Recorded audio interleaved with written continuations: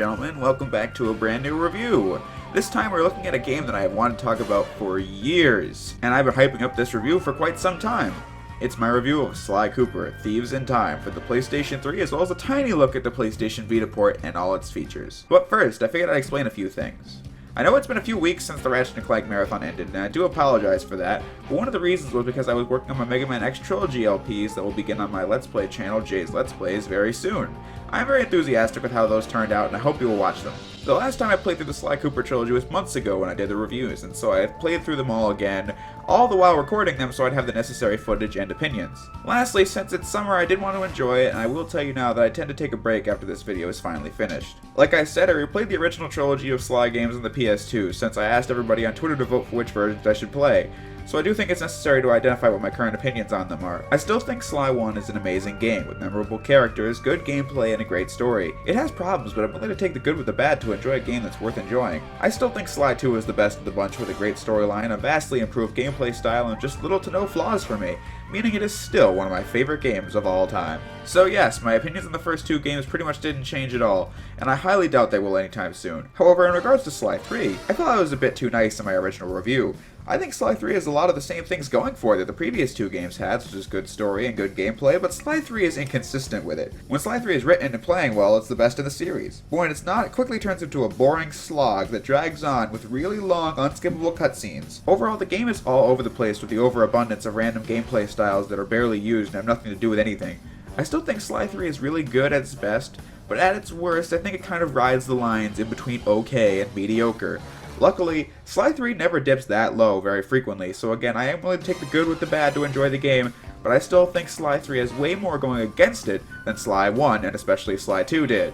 Another thing I would like to address is that shortly before I wanted to do this video, another content creator who I've gotten in touch with, called TGX, did his Sly Cooper marathon, all of which I recommend checking out.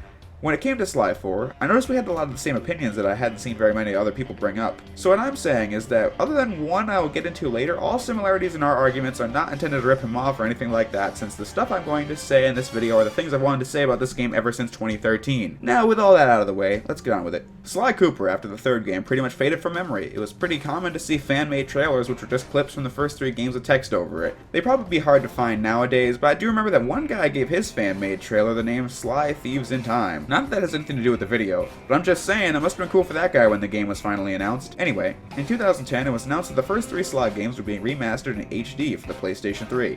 I didn't have a PS3 at the time, but my mind was made up upon hearing this news. That and the Ratchet & Clank Future trilogy was out and I really wanted to play those. PlayStation Move Heroes was announced at the same time, and my god, my 9-year-old mind was excited for that. And I think everyone knows how that shite turned out. If you saw my Sly 3 review, you would know that I thought the 720p visuals and widescreen makes all three games look way better than they did before, but I didn't like the changes that were made from the originals, which kind of killed it for me. However, at the time, it was the best thing ever since I hadn't played the games in a while and I didn't know how much stuff it got wrong in the translation from PS2 to PS3. Heck, I'd say most of my playthroughs of these games were via the HD collection. If you 100%ed any of the Sly trilogy on the collection, then you're greeted with a secret teaser for Sly 4, followed by a question mark. With a lot of the trophies you get at the end of Sly 3 heavily hinting at another Sly Cooper game. In June of 2011 at E3, one of the best E3 shows in my opinion, which is fitting since that was one of the best years in video games in recent memory, with a lot of great games coming out non-stop. Sly Cooper Thieves in Time was announced at Sony's conference, and obviously my 10-year-old mind was blown with excitement. I watched all the E3 videos and was still left begging for more. This time, development was in the hands of Sanzaro Games, developers of the PS2 port of Secret Agent Clank and other mediocrely received games like Ninja Reflex for the DS and Mystery Case Files, The Malgrave Incident, or whoever the heck you pronounce that.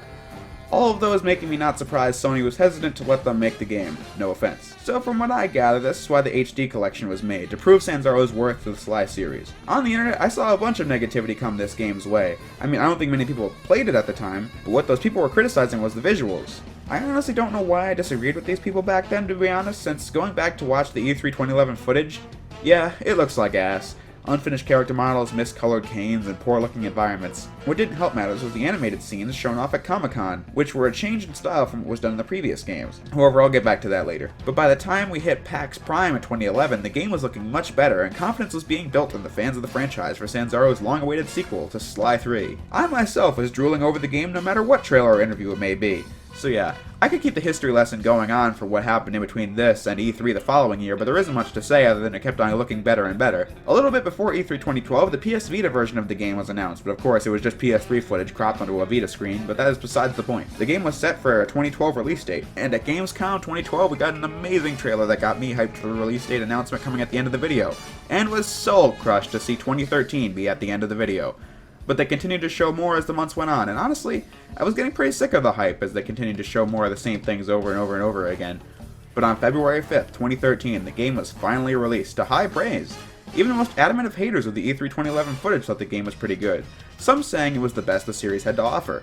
I was really excited to finally be holding the game in my hands, and I played it till the buttons broke off, but there were a lot of moments that were eyebrow-raising, to say the least. As the weeks and months rolled by, my love of the game was turning more into mixed thoughts, since I honestly didn't know what to think of it at the time. But soon after, those mixed emotions went to hatred of this game in all of its aspects. And at one time, I declared it the worst game I had ever played in my entire life. And when I was 13, I wrote a huge review of it that detailed everything that made me think that way. Around a year later, when I was 14, I did the same thing, only much more calm and logical that time around. I didn't call it the worst game of all time, instead calling it my personal least favorite. But trust me, this review is going to be much longer than both of those. Why did I give you guys all this information you probably didn't want to know? Well, I feel it's important because I want to hammer this into your heads, guys. I didn't want to hate this game. I didn't hope for it to be something that would make me pissed off. I just wanted a great game. And no, I don't hate anybody who made this game or worked on it in any form, since that's just stupid, since they all seem like nice people to me. Maybe my hype was through the roof a little too much, but that's what happened, and I can't change that. So here we are in the year 2016, and I am finally doing this review. Almost 3 years after I first played it, and almost 6 years after my mind was blown at the teaser trailer for this game. A lot has happened in those 6 years, so how do I feel today? Or have I reached a new conclusion? Well, that's what this video is for, so without further ado, let's begin with the story. And my god, I have a lot to say about that. So I'll give you the same warning I gave in my reviews of Sly 2 and Sly 3. If you are not a fan of Sly Cooper who has beaten all the games, this isn't the video for you. If you even made it this far to begin with, there are plenty more general reviews out there for newcomers, and that was just not the video I wanted to make. I will repeat, if you are not a fan of the series, I would certainly not recommend continuing watching the video, unless you're just interested in what I have to say, but I am assuming that you're probably going to be lost somewhere around here, so this is your last warning to leave now and watch some more general reviews if you're just trying to see if you should buy the game or not, because I am spoiling this plot rotten, starting right now. So Sly Cooper Thieves in Time takes place an unspecified amount of time after Sly 3's ending. Why is that relevant? Well, I'll explain that in a bit. Bentley and Penelope are working together on the time machine, which was the last line of Sly 3. Time will tell. Literally. 'Cause I'm building a time machine to find out. I always say the series ended with 3, but I honestly don't understand why Sucker Punch threw in the time machine line, especially considering how they intended to move on to Infamous when they made Sly 3. I usually just ignore the time machine line as throwaway, but of course it's the focus of this game's plot, so I can't do that anymore. Murray is using the team van and the demolition derby, which is pretty much what he was doing before, so I have no complaints there. But that's when we get to Sly and Carmelita, which is actually how the game opens, but I was saving it for last. Sly is still dating Carmelita, all the while faking amnesia, but then Sly says one extremely stupid line. But as time went on, the old itch came back, and I knew I needed to pull a heist. What? The old itch came back. You never mind that in the last game, Sly was near the point of death and realized that a life with Carmelita was all he wanted, and when given the opportunity, he took it, giving up everything else for it? This is why it's an issue to me that this game takes place an unspecific amount of time after Sly 3, since who knows, it could be a month, a year, a few weeks, I don't know, and this is already a problem, and I haven't even pushed one button. Doesn't help that this cutscene goes on for way too long as well. I mean, I know it's just a line to get the ball rolling, but I could have come up with a better line in like 5 seconds. Since what happens next is that Bentley says the pages of the Thieves Raccoonus are disappearing, and so he rounds the Cooper gang back up. What I've thought up is that Sly could just reluctantly agree to pull another job, and that would lead to way more interesting drama later on, which I will get to. Also, Penelope disappears, but that won't be important for a while. So Cyril Le Paradox opens up a new museum, and it houses a dagger from feudal Japan that the gang needs in time travel. When everything is going smoothly, Carmelita shows up to bust them all, but they escape and travel to ancient Japan, where Sly's ancestor Ryuichi is from. But like I alluded to earlier, to get there they need an object from that time period. Might just be the stupidest thing I have ever heard. But just this one time, I don't mind. Before taking off, they leave Dimitri in charge of the Thieves Raccoonist in case something happens. Upon arrival, Sly and the gang find out a guy from modern times is here called El Jefe, and he's locked Ryoichi in jail. And evidently, Ryoichi was also the inventor of sushi and created a restaurant. Sly builds a disguise to sneak in and freeze Ryoichi, and then they do a series of missions to try to take down El Jefe, and Murray has to cross-dress in order to make this happen. Wait, what? Alright then. The gang finds El Jefe, but he steals Ryoichi's cane, and Sly fights him over it, but the cane is still stolen by the Lay Paradox goons from earlier. But they drop a sheriff badge, and then Dimitri alerts them that things are happening in the Old West, and that badge is the thing they need to get there. This is when I stop buying the whole time machine needs an item from that era shite. How does that work? The badge, for example. Why does it take the Cooper gang to exactly where they want to go? This is the one thing I feel many time travel plots get wrong. Time isn't space. You can't just go to a particular point in time like the past. It's way more specific than that. Since they're traveling in time, why don't they go before something happens and stop it from happening? What if the time machine took them 2 months before the incident they were trying to undo? What if it goes 12 years before? Well, I only ask these questions because the writer somehow thought it was a great idea to have this stupid plot device that the gang needs to get an object from that era to get there. The only other game I can think of that has such bullshit storytelling would be Sonic 06, and being compared to that is anything but a compliment. Like I said, they don't just use it once, not twice, not 3 times, not 4 times, but 5 times in the whole story. I mean, it makes absolutely no sense, and I can't even come close to comprehending how they thought it was a good idea. So the toothpick is the guy that locked up Sly's ancestor Tennessee Kid Cooper, and we have to bust him out and perform a series of missions to take down the toothpick. But things don't go according to plan when Carmelita arrives on the scene as a hostage only to be rescued by Tennessee. But then the toothpick captures Sly and the gang along with the van, so through an extremely annoying mission, Tennessee and Carmelita rescue the gang, and then it's discovered that Lay Paradox himself is behind this, and he had Carmelita sent here after she found out he was behind it all. The team makes an attempt to recover the van and defeat Toothpick, but Tennessee still gets his cane stolen even though we beat the Toothpick in the end. Get used to this happening, because if Sly 4's story likes anything, it's repetition. I mean, you could say that Sly 1 had a bit of repetition in the story, given how Sly shows up, beats the boss, and gets the page of the Thieves Raccoonist, but in that case, Sly was actually winning. This time, the heroes beat the villain, but still lose in the end 5 times in a row. It loses dramatic effect after like the 3rd time, and that's being nice. For some reason, the van is going out of control and goes off the cliff, and Bentley grabs some Australian necklace that Murray had and throws it into the time machine to save everyone. However, somehow this takes them to the prehistoric era. I would complain about this, but you all should know why I think this is silly and I don't want to rant and bitch about this anymore. You know, unless somehow they decide to pick an item to time travel with that is so beyond stupid that it requires yet another rant. I mean, guys, there were plenty of small things I didn't like about the story up to this point, but there's only so many tiny nitpicks I can cram into this plot synopsis. However, I do have a few nitpicks that I will talk about later. Sly pisses Carmelita off, and honestly, I'm not sure who of these two the game is expecting me to be on the side of. I think Sly, since he's the main character, but I hate him in this game. I decide with Carmelita since she's right, and this game is a lying asshole. And the look on his face just pisses me off. I mean, he's always the one with the witty remarks in the original trilogy. Freeze, raccoon! How can I freeze when my heart warms at the very sight of you? Whereas you crooks are so predictable. You always return to the scene of the crime. Crime? I haven't stolen anything. Yet. This fortress is mine. Everything here is mine, which now includes the key to the vault. Hand over that cane. Sorry, pal. Family heirloom. Buy a knockoff at the gift shop. But when the situation called for it, he would always take it seriously. You are a thief, just like me. No, that's only half right.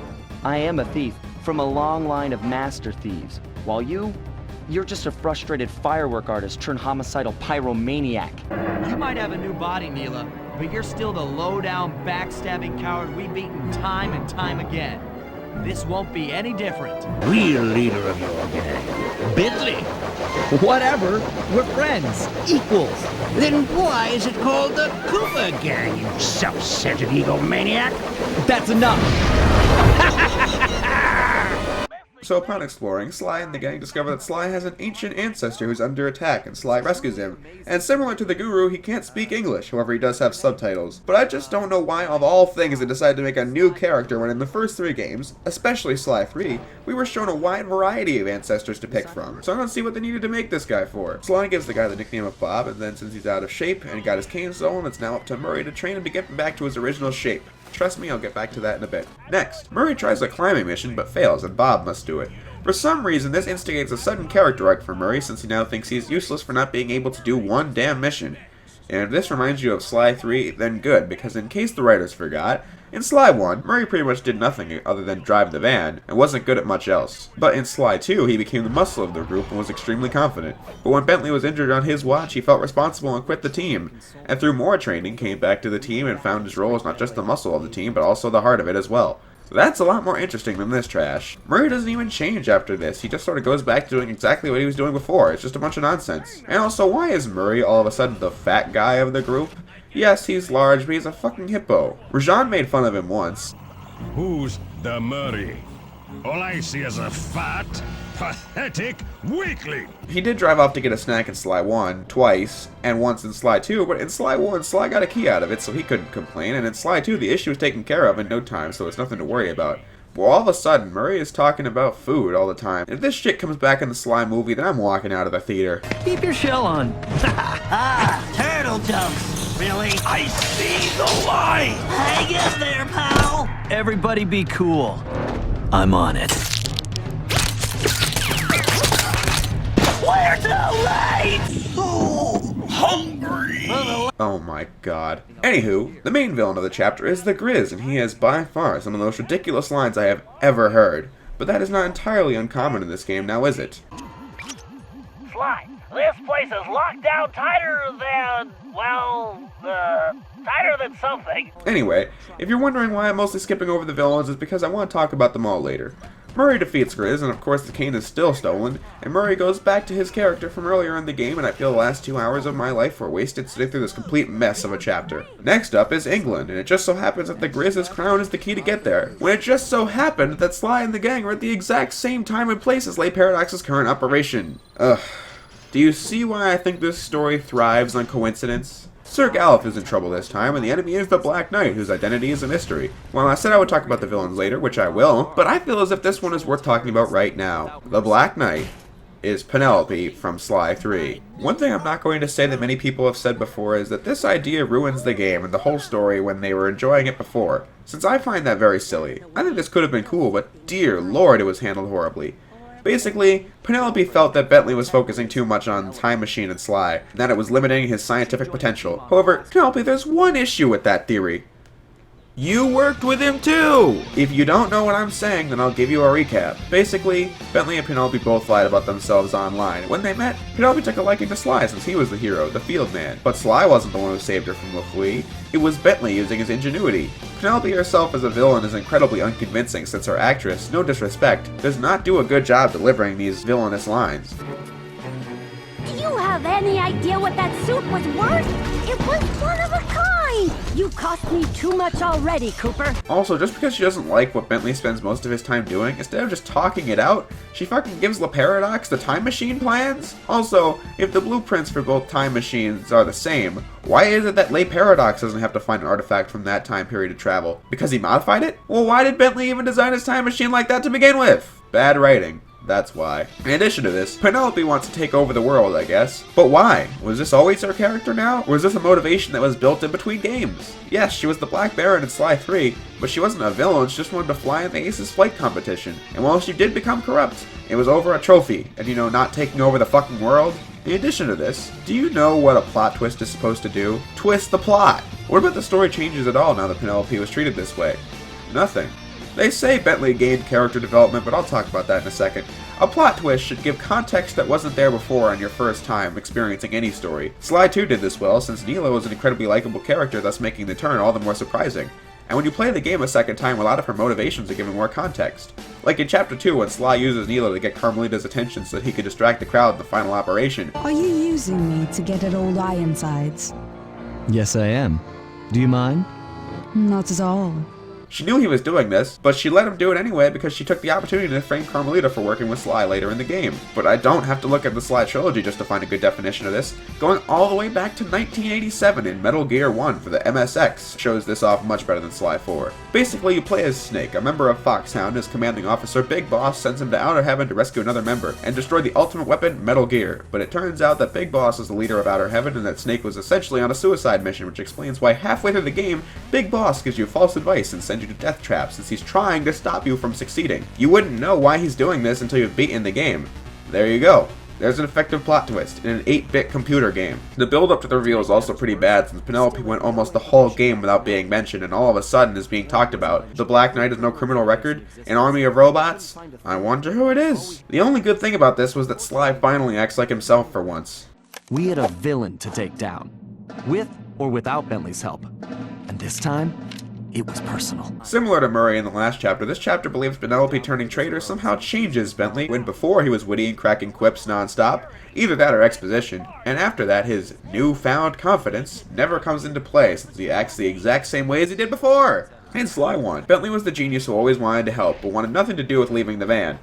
Sorry, Sly, but this is one mission you will have to accomplish without me. You don't believe in ghosts, do you? Sure I do. My scanners have picked up verifiable paranormal activity. But that's not the problem.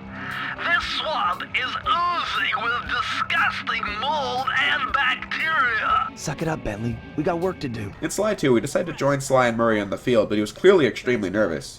Hey, Bentley, how you holding up out there in the field? Fine, I'm just fine. I just need to bomb all the pillars supporting that disco ball and I can get out of here. What's with taking out the disco ball? Its impact will shake the nightclub's front peacock sign loose from its mooring. Look, I can't talk now. I've got to keep moving, keep safe. And his confidence grew as the game went on. It was great. The gang had been reunited and it was all because of me. And by the end he was at the peak of his confidence, and then he was paralyzed, making himself feel useless now. And even in the wheelchair, Bentley feels like he's a hindrance. You okay, Bentley? I'm fine. My ego's bruised, but it'll heal. But by the end of Sly 3, he becomes more confident that the wheelchair only makes him stronger, and that he can do anything he puts his mind to, and is just as invaluable to the team as Sly and Murray. That's character development, not just saying a character changed. Now after spending almost 4 pages on this, let us please move on. Upon rescuing Sir Galloth, we find out that his character is bombastic and anxious to fight the Black Knight. And it's here where Sly's character takes a complete turn for the worst. I said that he was witty but serious when the situation called for it. This time he's rarely ever serious and is always cracking one-liners and saying a bunch of stupid shit. Hey, Carmelita! Oh, funny meeting you here. Sorry, gotta take a rain check. I'll call you. Your database security, Murray's pants. Today, you were the hero, Murray, and don't you forget it. Sure. Anything else you want me to pick up while I'm out? Eggs, milk, maybe some wax for your shell. Cool. How does this sound for a stage name? The Amazing Cooperone! Huh? Right? It's good. It sounds like bad Italian takeout. This game's script is just god-awful with a bunch of cringy lines that are trying way too hard to be funny. But the problem is at its worst when Carmelita befriends his ancestors and he says this shite. Carmelita, what are you doing? Relax, Ringtail. Just keeping tabs on the Dragon Slayer. I don't recall you watching my back on any jobs. Only when I'm trying to catch you. But I find Galloth charming. He has a good heart, even if he is a headstrong goof. Then you better get going before Sir Goof gets himself captured again. Why in the hell would he say these things? These are his ancestors. In Sly 1, the entire point of the story, dare I say, is that Sly fights the Fiendish Five to get the Thievius Raccoonus back to defend his family legacy. And in Sly 2, he wanted to destroy Clockwork for good so that he could never terrorize his descendants. And in Sly 3, the point was trying to find the ancestors' legacy inside the Cooper Vault. Sly in this game has been turned from one of my favorite characters of all time to absolutely one of the worst. Upon finding out Penelope was the Black Knight, Sly, Murray, Galloth, and I guess Carmelita attack the castle and Bentley has to finish off Penelope, but of course the cane is still stolen! Oh, thank God, we're almost done with the story. So to get to the next location of ancient Arabia, Sly and the gang are stumped because they have no method of getting there. But it just so happens that Carmelita got an item from that era before she was sent to the Wild West. So what is it? She'd managed to pocket a gold coin as evidence. Are you kidding me? A coin? I don't know what else there is to say. I ranted about this method of time travel already, but I just wanted to say that that is easily the worst item yet. A coin. Why does it not take them, I don't know, when it was made or something? Can they just for once explain how this time travel works? It makes no sense. Upon arrival, the 40 thieves are missing, and Sly Cooper is retired and old. And for some reason, Sly gives him crap for it, but I've already established that Sly is a shell of his former self in this game. After making pointless Sly 2 references, we meet Mrs. Decibel, who is writing fake historical documents for Lay Paradox, and she's taken them to Lay Paradox so he can make a fake family history akin to Sly's. And they are behind this door. And so to distract the 2 or 3 guards that the gang has been seen beating up on numerous occasions, Bentley has Carmelita belly dance to keep them distracted while the rest of them try to open the door. What the hell did I just say? This is the thing I've been building towards for a while. I always knew this was the case, but I never had a word for it until I saw the TGX Unnostalgic review. And this is the one argument I was saying I agreed with that I hadn't already thought of. And that one thing is that this game is a fucking fan fiction. I'm not going to say that all fanfiction is poorly written. I bet plenty of fans of anything, no matter what it may be, can turn out an engaging storyline. But this is a definition of bad fanfiction, whether it be the painful flanderization of interesting characters, turning them into irritating perversions of their previous incarnation, the stupid plot devices, the ridiculous coincidences, turning previously good characters into villains for no good reason, Murray cross-dressing in this belly dance scene, and the list goes on and on and on. I have no doubt in my mind saying that the old Carmelita would never do this, ever. She'd always been a strong character who was dedicated to catching criminals above all else, and the mere concept of it is hard to believe. But it goes so far, you have to shake her. Okay, I'm not finishing this sentence. I'm not as bothered by it as other people, but I still find this scene completely disgusting and adds absolutely nothing to the game. Heck, I also feel like Carmelita herself adds nothing to this game since she's only ever around when the plot demands it, and really never does much of anything. And whenever she does, it's off screen, like finding out the codes to Grizz's base. So Lay Paradox gets his fake papers, and once again, the cane is stolen. And what do you know, Carmelita is kidnapped. So the gang has no choice but to travel back to their own time when Lay Paradox has taken over the world, and it is here where we find out Lay Paradox's backstory. So apparently he's mad at Sly since Lay Paradox's dad wanted to frame Sly's dad for stealing something, but Sly's dad got to it first, and then Lay Paradox's dad got caught. Sly rushes to Lay Paradox's blimp and he gets caught since Carmelita was being used as bait and Sly falls for it. And yes, he fell for it in the original game, but I mean that was the first game, and so I don't know why they brought it back again for this game. But I'm honestly not surprised anymore since the game is almost over, and clearly the writing was a mess since the very first minute of the game. Bentley and Murray get all the ancestors back to get their canes and save Sly, but when the blimp is destroyed, Sly says some cheesy love line. Sly, I know. Me too. And fights Lay Paradox and defeats him only for this to happen. I do not wish to die! I guess you won't be doing any harm from a prison cell.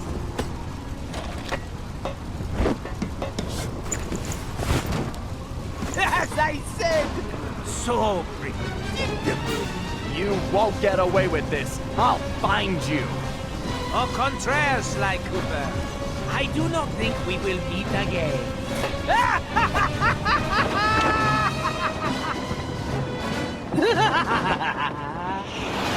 And that's how it ends, with the whole team upset that Sly is gone. What the hell? But if you 100% the game, you're greeted with an after-credits scene where Sly is seen in ancient Egypt. And that's it. Are you kidding me? I've seen many games have controversial endings, but for me, this one takes the cake. Sly 3 ended the story well, and all the characters found happiness that they couldn't find before. And Sly 4 actively takes that ending away from these characters and makes them go through this garbage plot. Before the game came out, the devs were saying that Sly's legacy was pretty much complete. So why on earth did they give it a cliffhanger ending? So you'd think there would be a sequel coming? But guess what, guys? About a year and a half later, Sanzaro comes out to say they have no plans for Sly 5 at the moment and are committed to Sonic Boom. And that sure turned out great, didn't it? So that's just great. They don't want to make Sly 5 and they ended Sly 4 this way. I really want to spend more time ranting about this, but honestly, I think that covers it. Other than that, I do have some other issues to bring up. One of them being the god-awful villains. I really don't mind El Jefe that much since Nolan North does a pretty good job playing him, but Toothpick is really unthreatening and annoying. Apparently, the sheriff also loves lollipops, but his favorite is a particular Cuban variety, which has to be shipped in specially. Supposedly, they taste like rice and beans. That's just stupid. The Grizz is another bad one since his motives are unclear, and the whole time he just acts like an idiot, especially at the end of the chapter. All I ever really wanted to do is skate. That's right. Okay. Miss Decibel is one of the worst ones, since her backstory is that she loved music, and when she performed, everyone hated it, and she turned into a villain. You know, because that literally wasn't Dimitri's backstory in Sly 2, only difference is Dimitri was into art and was an actually good character. Decibel is just so throwaway that it's not even funny. Speaking of Dimitri, I don't know why he was given lines in the trailer and full-on character art before the game came out, and when in the game he literally doesn't have one line of dialogue. Remember how I said Penelope was completely unconvincing as a villain? Honestly, I like her as a villain way more than Lay Paradox. This guy does absolutely nothing for me, so while I think his performance is good, but as a villain he doesn't do anything. He doesn't steal the canes, he didn't make the time machine, none of that, and the game even knows it too, which is why I'm left curious as to why they thought he was an effective villain, since you can literally beat him without taking one hit. But I'll get back to the actual bosses later.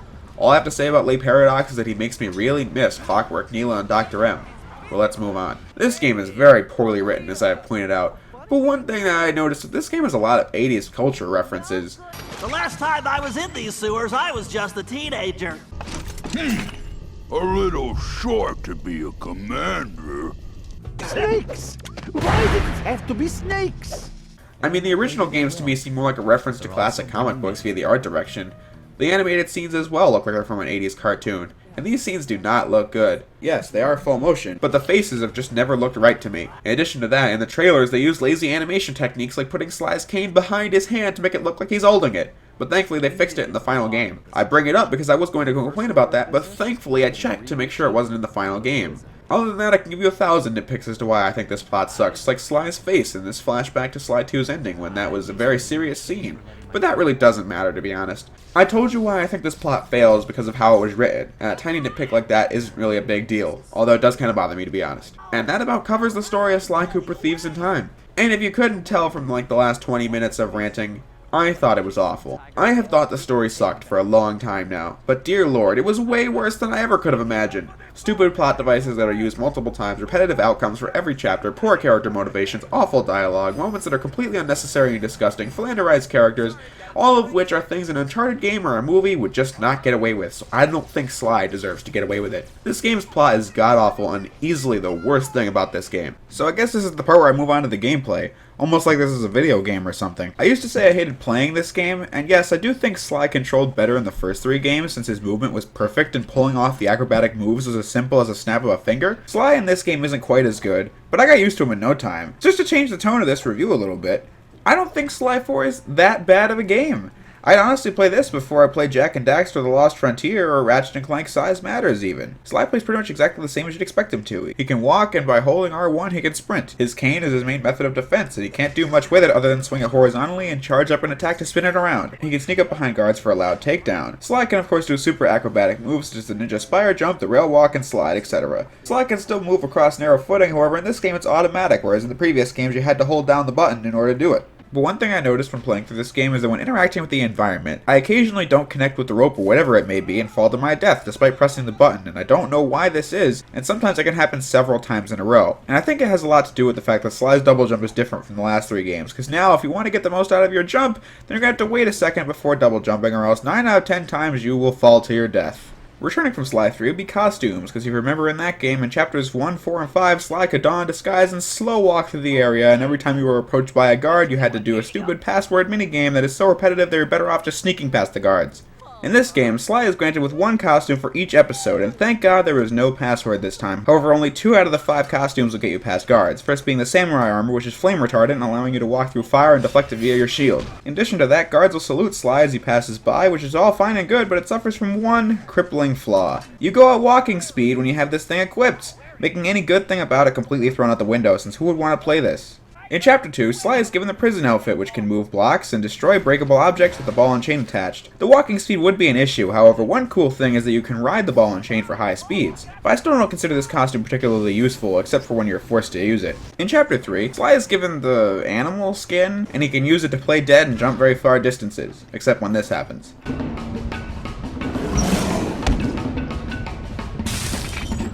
I honestly pretty much never use this ability unless I had to, mainly because similar to the previous 2, it's slow as hell, and the advantages it does give Sly are slim to none. Chapter 4 is where the costumes start getting good, since this time we're given an archer's suit. In said suit, Sly can do all of his normal moves, like sprinting for once, and the rail walk and spire jumps. You see, this is how it should be done, since all this costume does is allow Sly to shoot arrows and run on the rails created by said arrows. So in other words, it's an extension of Sly's already existing abilities, and it's costumes like this that encourage replayability for reasons I'll get into later. Chapter 5 is the same deal, since Sly is given a sword and the ability to slow down time, which is useful for bringing treasure back to the hideout and doing any time challenge, which again encouraged exploration and replay value. Sly can still pickpocket guards for money like he could do in Sly 2 and Sly 3, but I'm just going to say that I can't pretend stealth is a big part of the gameplay in the Sly Cooper series, because if I'm honest, the first first two games definitely had stealth elements, but Sly 3 wanted you to focus way more on combat. Sly 4 is pretty much the same deal. The game rarely involves anything stealthy other than punishing you for doing one or two things wrong in select missions, which I'll get back to.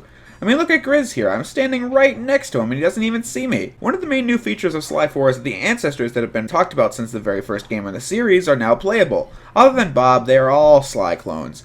I remember about 3 years ago when the Retro Replay did a review of this game, I had left a comment on his Sly 1 review saying that the ancestors were clones, and then in his Sly 4 review he had stated that since they looked like Sly, they should play like him. I actually do agree with this statement, however, it's always bothered me that Cinzaro said, "Playing as Sly Cooper's ancestors is a whole new experience. They're not clones of Sly. They're not, just the same set of, behaviors and abilities in a different time period. They're essentially an expansion of Sly." The logic in this statement is that since Ryuichi can do long jumps, he's a whole new character. If you don't know, a clone in a video game sense is when two characters share the exact same moves and have one or two defining features, like Sonic and Shadow or many Super Smash Bros. Characters. You might say that Bentley and Murray are Sly clones, but he can't do what they can do, and they can't do what he can do. Like Bentley and Murray can't ride the tight ropes, Sly can't hack the computers, Sly doesn't work the bombs, Sly doesn't beat people up in 2 hits, that stuff. The ancestors are pretty much the same as Sly. Ryuichi is a complete clone since he only has one unique move, which is, like I said earlier, long jumping from point to point. But I actually do think Tennessee Kid Cooper is a really good character since he has a gun for a cannon. With it he can shoot, obviously, with pretty good controls. Bob can climb on walls and is an overall stronger character, but I really don't find the climbing all that fun since it usually drags on and on, but on its own it's just pretty boring. But of course this is chapter 3, so I'm not surprised I'm left bored and uninterested.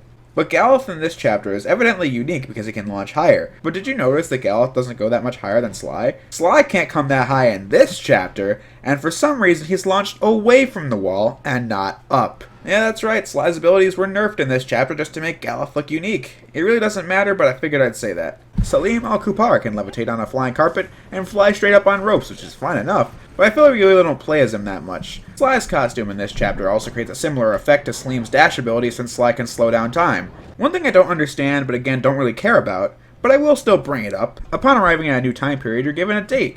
Each ancestor can do the rail run and the spire jump and all that. But how would they know that? I mean, I think it would have been better if the moves were congruent with the dates, but as it is, why is it that Salim from the 1000s can do a move that was invented by Ryuichi in the 1600s? What, did Sly teach them? Well, why would he do that? That would cause a damn paradox. I know it's just gameplay and story segregation since the ancestors control so much like Sly that you would expect them to be able to do all those moves. However, when you play as the ancestors, it's usually a dedicated environment meant for them, so a simple fix is just not making these moves possible, except for Tennessee, since he should know all the moves since his chapter is the closest to the present time. I mean, what reason would you have to play as the ancestors outside of their own missions anyway, since Sly has the costumes, which is what most of the exploration is based off of? Again, I understand why it was done, but I'm just trying to show how not paying attention to the smallest detail you can find such plot holes like this. In comparison to Sly, I really don't have as much to say about the 3 remaining characters as I do Sly, for a reason I will talk about in a bit. Bentley plays pretty much the same as you would expect him to. He's still in a wheelchair and still uses the wheels to attack. However, the boost in this game isn't a triple jump like Sly 3. It's instead a hover ability like in Sly 2, which I have no issue with, even though I do prefer the Sly 3 method. Bentley can get multiple types of bombs and darts for his Binocucom, such as the snooze bomb, the regular bomb, a shock bomb, etc. I think it's cool to give Bentley multiple ways to attack from a distance, since being defensive is at the core of his gameplay. However, if I do have one complaint, it would be how I think the sleep darts are the best for the Binocucom and the regular bomb is the best for combat, but the game doesn't give me the option to choose which one is a bomb and which one is a dart. It's very minor since switching between the two is just leaving the Binocucom and holding down the R2 button and switch, but I still think the option would have been cool. Bentley can still hack into computers, but this time around we are given 3 different methods of hacking. First being the method from Sly 2 and Sly 3, only it's been expanded since these sections are longer and you need to use data keys to open locks to advance. New to this style of gameplay is that you can play as the blue avatar that can create a field of electricity in a circle that allows you to progress, but sometimes I think it can be difficult to make the circles connect, but you don't use this one that much, so I can't complain. The pink avatar gives Bentley a cannon that destroys pink walls, and that's about it, honestly. I mean, the solution to the puzzles are always color-coded, so there isn't much to it, but I still enjoy these sections enough. One of the new hacking types is a 2D twin-stick shooter, where you move with the left analog stick and shoot in all directions with the right analog stick. This is easily my favorite since the mechanics are simple and satisfying in an arcade kind of way. By collecting 5 of these yellow things, you level up and can do so 10 times, and getting hit once brings your rank down by 1. So essentially this mode encourages skill and replay value since I find these hack sections legitimately fun. By the way, when I say you can replay these missions, I mean in the safe house you can go to an arcade and play the missions there, but only if you get every collectible in the episode. Another way is by getting the downloadable content. That's right, this game has DLC in the form of Bentley's Hack Pack, which is exactly what it sounds like, even though I'm not covering it in this video because the simple reason is, I don't have it. I said I like this hacking mission, but I'm not going to go out of my way to play it again. The last hack section, however, I'll talk about later. Yeah, I know, count how many times I've said that in this video. Bentley also has an RC chopper for one mission, but I swear I'm having a really hard time dodging these missiles and placing these bombs since they drop in an arc, making accurate aiming kind of difficult in an overhead view. Murray still plays the role of the muscle of the team since he can defeat most enemies in 2 to 4 hits. He can still pick up enemies and throw them, slam on the ground, etc. He's also still the one who operates the heavy machinery, but I really don't have much else to say about him to be honest since his gameplay is incredibly simple and only really involves punching or destroying things, which is fine but doesn't leave him with much to talk about. Carmelita is again playable and selectable from the safe house, but I'll address that in a second. Similar to Sly 3, she can use her shock pistol to kill enemies, and she can get several different attachments such as a charge shot or a rapid fire. Her controls are incredibly smooth, making playing as her, as limited as it may be, better than it was in Sly 3. But I'll tell you why I almost had nothing to say about Murray and Carmelita, and that's because the character balancing in this game is way more than off. The game is an optimal amount of characters to play as to strike a perfect balance, but no, it fails in that regard too. Sly 2 had 3 playable characters, and I'd say 60% of the time was spent as Sly since he's the main character, with 25% was spent as Bentley and about 15% on Murray. Sly 3, despite its huge 8-character roster and 19 styles of gameplay, still had the same balance between the main 3, only the extra stuff was sprinkled in every now and again. In this game, you play as Sly and his ancestors for about 85% of the game, 10% on Bentley, and about 4.9 on Murray, and about 0.01 on Carmelita. Of course, these numbers are highly exaggerated, except Carmelita because you can probably count the amount of times you play as her on one hand. So I don't know why they hyped up being able to choose her from the safe house and go into the hub world and explore, since she has no missions of her own, and similar to Bentley and Murray, Carmelita is also shit for finding things in the hub world. She will join the gang throughout the story, and once you've met Carmelita and she's intertwined in the story, she's fully playable. So you can select her in the hideout, you can run around in the hub, do whatever you want with her, and she also has her own unique story arc through the game. The camera controls have been inverted for some reason, but thankfully that can be changed on the options menu. But what can't be changed for some ungodly reason would be the binocucom controls. In the other games, you move the binocucom with the left stick and zoomed in with the right. But in this game, you do the opposite, and it is extremely awkward to get used to. Hell, even by the end I still wasn't used to it. These sections rarely come up, but when they do, I'm always left frustrated because I missed the picture because I moved the wrong analog stick. Structurally, Sly 4 is the same as Sly 2 and Sly 3. We still have a hub world to explore with missions to accomplish in the hub world. Remember how in Sly 2, every single mission contributed to the story in some way or another? In Sly 3 to a lesser extent? In Sly 4, a lot of them do matter, but when they don't, you really have to ask what the point of it was, since one big issue I have with Sly 4 is this game is incredibly long, and each chapter can go on for like 2 hours. So when we're catching fish, because apparently Ryuichi, the inventor of sushi, needs to practice since he had been in jail for like a week. That might just be the dumbest thing I've ever heard. A lot of the missions, even the ones that matter, are extremely annoying, many of them coming from Chapter 3. In the prison in Chapter 2, I died several times since I don't think I touched the fire. In the raft mission in Chapter 2, it seemed impossible to not die since the aiming controls are so awkward because of the camera issue I discussed earlier, in conjunction with the amount of things coming your way, in addition to Tennessee not connecting with the objects I wanted him to. One of the reasons why I find the third chapter so annoying is because of the missions, whether it be the recon or Sly not connecting with the environment properly, this fucking bullshit training sequence with Bob, where I don't mind it for the most part since most of the events are pretty easy, but this egg balancing one sucks since everything is coming at you at once, making it difficult to focus. Losing 3 times in this mission means you have to go back to the most recent checkpoint and do it all over again.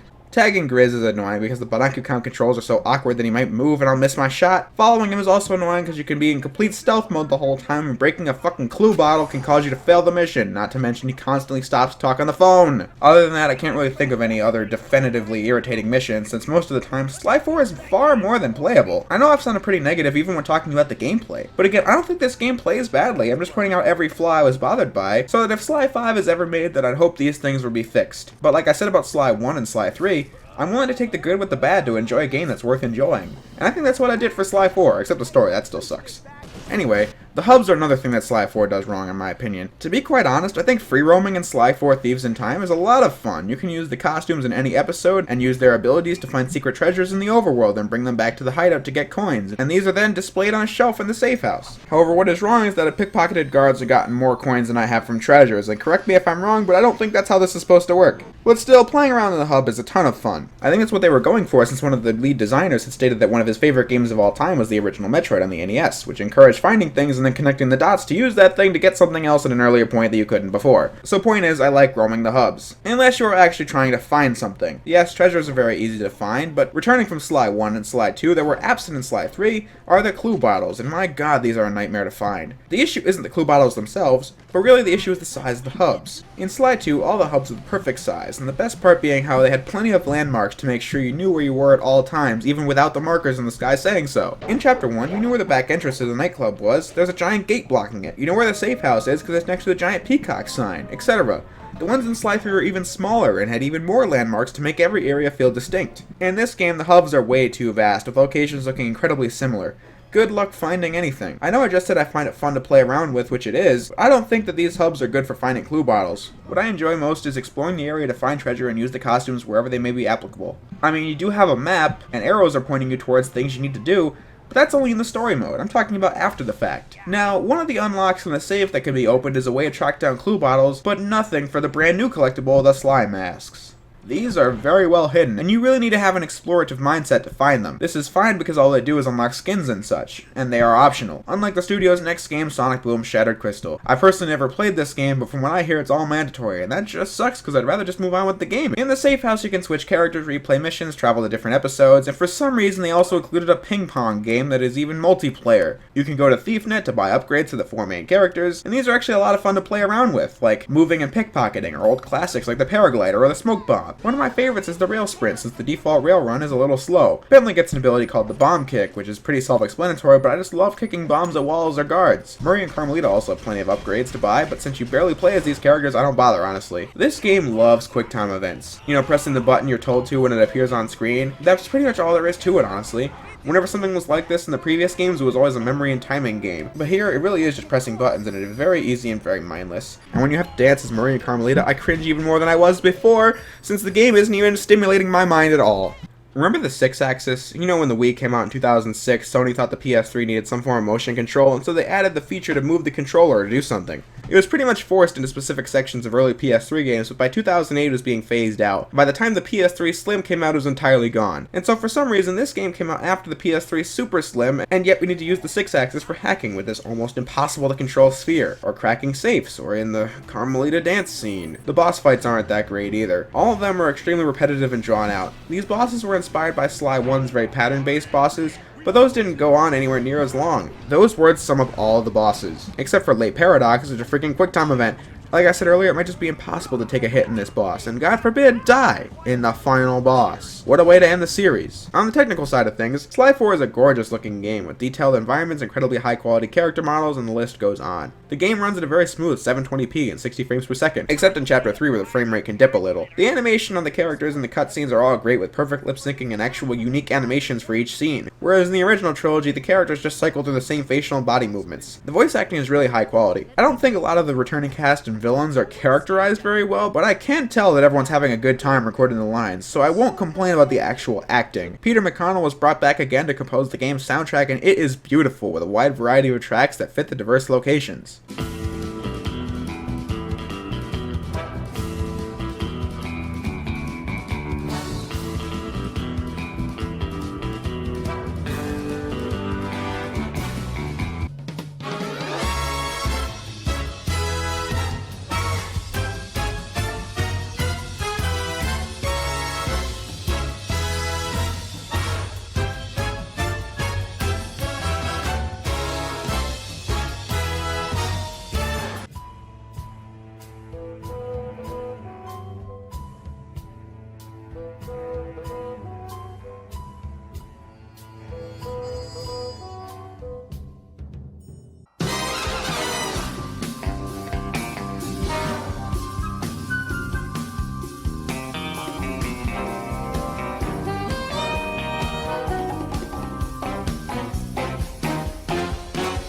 Technically, there are some issues, such as the god-awful loading times. This game loads almost everything, even leaving the pause menu when you change a setting, or starting a mission, or going into a new area, or switching characters, or starting a chapter.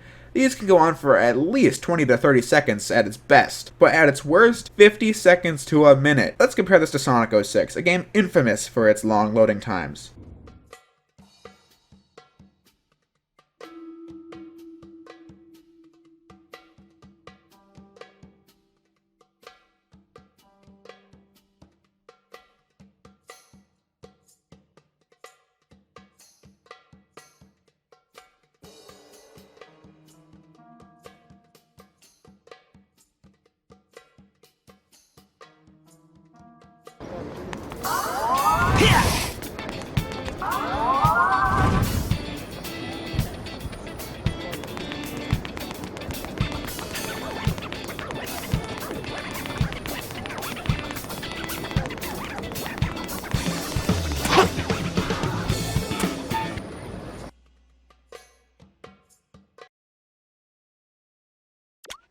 But towards the end of the game, it really shits the bed. Loading times get worse, and I ran into so many issues that it's not even funny, like this slideshow.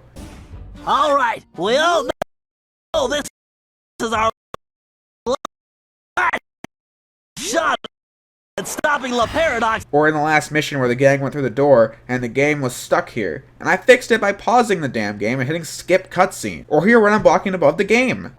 These traps are almost too easy for a ninja. You're telling me, Ryuichi. Okay, in all fairness, I knew that this glitch was here, and I went out of my way to trigger it, but still I did it by accident on one of my earliest playthroughs. Last but not least is the port to the PlayStation Vita, and you know, I don't really have much to say about it, to be honest, other than obviously the graphics are much worse, and since the Vita has less buttons than a controller, the game uses the Vita's awful front and back touchpads for a lot of things. Overall, it really has nothing going for it that the console version didn't do better. The one good thing is that by syncing the two up, you can use the Vita to find treasures and bottles, and even Sly Masks with the Vita screen, and that is very helpful. But other than that, I think it's an uglier and less interesting version of Sly 4. So I really don't recommend playing it. But obviously you aren't going to anyway because it's the Vita version. I will apologize since my footage looks awful since it was off camera, but I knew I wasn't going to spend much time talking about it, so I didn't think it was entirely necessary to buy a PlayStation TV for it. But when I get to other games I have on my Vita, which honestly mostly consists of PSP games in the PlayStation Store, I will use this device. The most I have to say about the Vita version is that I think I heard somewhere that the Vita version is the reason the PS3 version had to have some cut content. Maybe Dimitri actually did have a role in the plot at one point, who knows? What I do know is, if that's true, then that is extremely disappointing,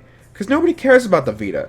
But this was before Sony just gave up on the damn thing. Don't know if that's true honestly, but I believe it. So around the time of my first playthrough of this game, I got into Red Letter Media's Mr. Plinkett reviews of the Star Wars prequel trilogy, and I feel his ending of his Attack of the Clones review really spoke out to me, since that's exactly how I feel about this game. Simply, I think it's obvious that this game was trying to be the new Sly 2. Whether it be through the way they try and fail to recreate the drama from that game or how it was made, a lot of things. I feel like Sly 1 through 3 were homages to classic comics in their art direction, but I also feel like on a story level it was going back to the original Star Wars trilogy and other stories that use similar methods of storytelling, the 3-act structure. And I know I'm going to sound like Plinkett a lot here, but trust me, I'm going somewhere with this. Basically, the first act in a story sets up the characters and the world, the second one puts the characters through challenges and shows them at their darkest moments. And in the third one, they overcome their challenges and save the day, and everyone gets a happy ending. Not every series has to do this, but I feel it creates an engaging series. Sly Cooper was just that. Since the story was concluded, I feel like Sly 4 has no reason to exist. And if it had to, then couldn't they have hired some better writers? Doesn't help that this game shamelessly borrows imagery from the original trilogy.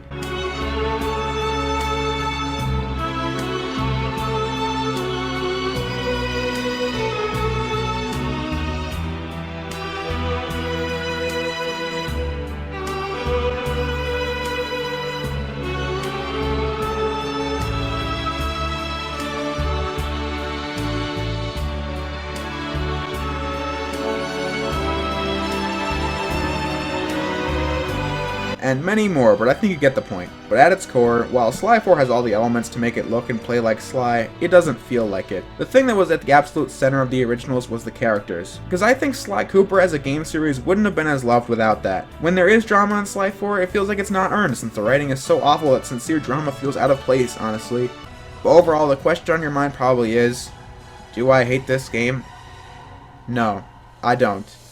I think the story is a piece of crap, but my own words make it so that I can't hate this game, because this is a game that had passion behind every single pixel. Sly 4 is a game that really does have passion in every single pixel, and I appreciate that quite a bit. Just watching the interviews, the developers always seem excited to be presenting their game. Sly 4, despite the technical shortcomings I addressed earlier, is the most well put together Sly game so far. Like I said at the beginning of the video, I used to say this was one of the worst games I've ever played in my entire life. But I know now that this game simply doesn't deserve it. And what made me realize this was my first playthrough of Mega Man X6, a game that is so horrible in every possible aspect that no game I have ever played could possibly compare. Sure, I hate the story, but that is simply not the game they were making. They saw something in the original trilogy that I did not. And what's wrong with that? They focused on making this game play well, and if you are a Sly fan that just appreciates the parkour gameplay and not much else, Sly Cooper Thieves in Time is right up your alley. But if you're like me and cared for the story and characters just as much, I think you'll be left disappointed, because I certainly was. As for myself, I think this will be my first and last time making a video on this game. This is one game I plan on never touching again, now that I've finally said everything I've wanted to say for years. Honestly, I don't really want Sly 5, I just prefer if the series ended here. And if it was to happen, I would rather have it be made by Sucker Punch. But what is not ending is this channel. This video is the reason I made this channel. I don't think I'm stopping anytime soon, since I think the channel has a lot of potential and has grown quite a bit since the beginning, and I want to move on from this game and talk about many other games that I both love to death or absolutely hate. I am going to be taking a break from reviews for a little bit, since this wasn't an easy one to make. I certainly wasn't expecting this review to be as long as it was, and if you made it this far, I would like to thank you guys for watching, and thank you all for almost 100 subscribers. So with that said, I'll see you guys in the next video.